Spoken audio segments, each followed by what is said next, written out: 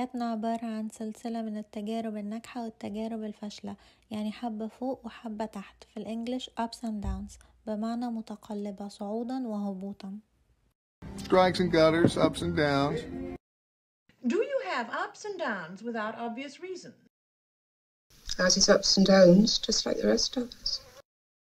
Oh, please, show me a family that doesn't have ups and downs. ازاي نقول عريس لقطة بالإنجليش؟ بنقول a good catch بمعنى صيد جيد. The man has good catch written all over his forehead. الإنسان اللي بيختفي تماما فجأة بنقول عليه فص ملح وداب. في الإنجليش vanish into thin air بمعنى تلاشى في الهواء.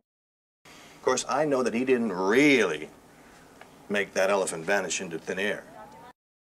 This is where Kyle and I can use the Bureau's resources to help you catch these guys before they vanish into thin air.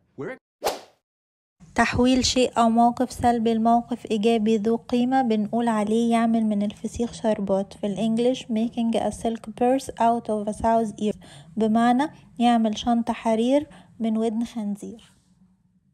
Talk about making a silk purse out of a sow's ear. لما تفضل تتكلم مع حد وتنصحه وهو أصلا رافض يسمعلك يبقى كأنك بتدم في ملطة. في الإنجليش talking to a brick wall بمعنى بتكلم حيطة من الطوب. It's like talking to a brick wall. Dad? Forget it, Kay. You're talking to a brick wall. الإنسان اللي بيروح مناسبة من غير ما ياخد أي هدية بنقول داخل إيد ورا وإيد قدام. في الإنجليش empty handed بمعنى إيده فاضية. Be off with you, and don't come back empty-handed. There's no supper. And I don't want you to walk away from this empty-handed. Cool. الشخص اللي دايما بيوقع الحاجات من ايده بنقول عليه ماسك زي القطة. في الانجليش butter fingers وده تشبيه لصوابع بصوابع الزبدة لأنها بتزحلق الحاجات. Way to go, Butterfingers. Daddy calls me Butterfingers. ازاي نقول لحد يا بختك بالانجليش؟ بنقول له lucky you بمعنى يا لحظك. Lucky you. Lucky you. Lucky you.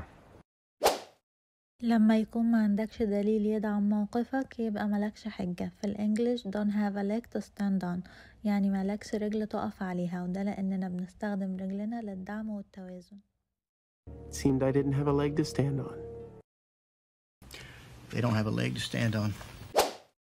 تبادل المنفعة بين شخصين بنقول عليه شيلني وشيلك. في الانجليش you scratch my back I'll scratch yours وscratch يعني يخربش ومعناها هنا يهرش.